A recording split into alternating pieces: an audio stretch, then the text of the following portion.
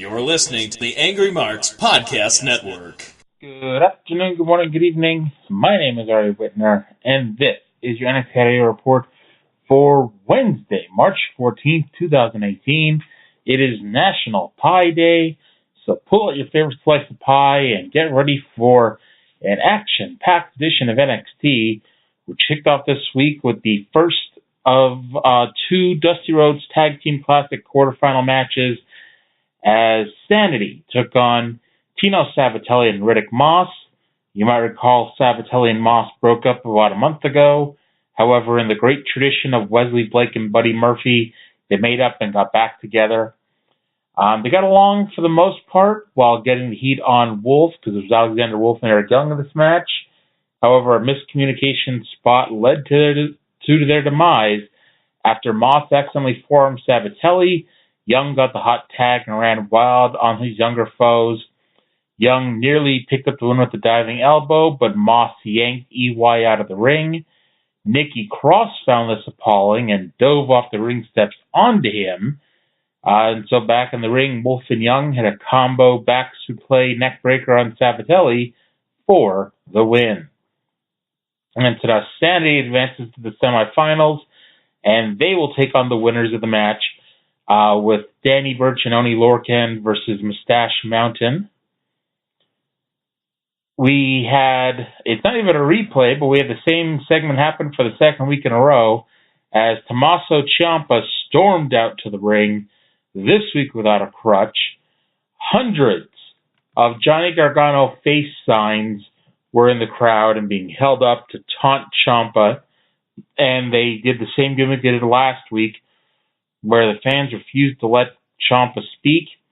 Every time Ciampa would be about to say something, it would just make the crowd chant louder for Johnny Gargano.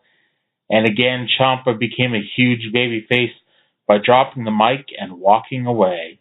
He did take a lap around the ring, glaring at the fans before leaving the ringside area. Dakota Kai returned to action for the first time since January, as she went one-on-one with Lacey Evans up next. You might recall Kai got destroyed and injured by Shayna Baszler. Lacey, the true Southern lady of NXT, began working over the shoulder of Kai. However, Evans was surprised with a schoolgirl roll-up out of nowhere, and Kai picked up the surprise quick win. Kai's celebration did not last long before we were joined once again by the Queen of Spades herself, Shayna Baszler. Baszler intimidated Kai, who was trapped in the ring. However, before anything could happen, Ember Moon's music distracted Baszler, which gave Kai the chance to leave. Moon accepted Shayna's challenge to the rematch at NXT TakeOver New Orleans. We got physical. Moon got the better of it early until Baszler knocked her down with a running punch to the face. Moon dragged herself to her feet. Baszler went for it again, but got a running knee. Moon went for the Eclipse, but Baszler stopped that. Threatened to break off Ember Moon's arm and beat her with it until Dakota Kai returned with a running kick to the mouth.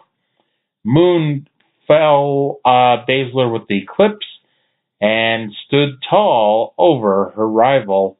And yes, the rematch is on for NXT TakeOver New Orleans, as she will challenge Ember Moon, Shayna Baszler will, for the NXT Women's Championship.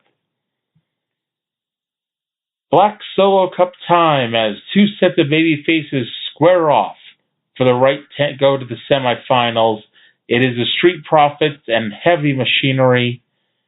You know, the match starts with Montez Ford and his well-defined six-pack against Otis Dozovich and his keg.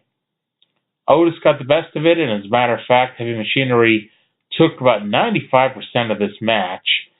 Early on, Montez Ford offered him some of the drink out of his Black Solo cup. Otis drank all of it, and it gave him the aggression and intensity of Batista drinking the Simon system, and the match quickly broke down into chaos.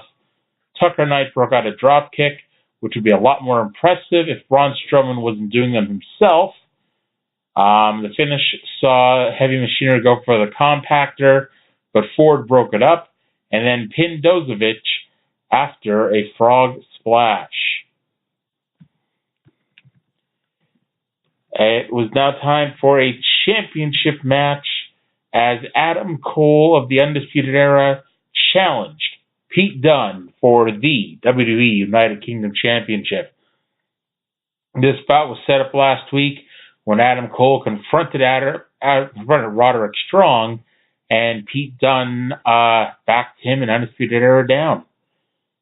Dunne spent basically the entire match in a 3-on-1 handicap situation, as even though he had little trouble with Adam Cole, at least throughout most of this match, he was constantly having to look over his shoulder and constantly fighting off the unwanted advances of the NXT Tag Team Champions Bobby Fish and Kyle O'Reilly. Dunne worked on the shoulder and elbow of Cole's with stomps and kicks. He gave him the X-Plex on the ring apron, which is in fact the hardest part of the ring. We had a lot of reversals and hard strikes as we got to the finish here. And at one point, Pete Dunne went up top for a moonsault. On the way down, Cole kicked him in the head. Cole hit his brainbuster onto his knee for another near fall. Dunne made his final comeback. He picked up Adam Cole for the bitter end. However, it was the bitter end of the match as Fish and O'Reilly ran in for the disqualification. Roderick Strong ran out for the save, but he got outnumbered and beaten down. Dunne eventually made a comeback, and he and Strong were left standing tall. Strong wanted a handshake, but Dunne fist-pumped him before leaving.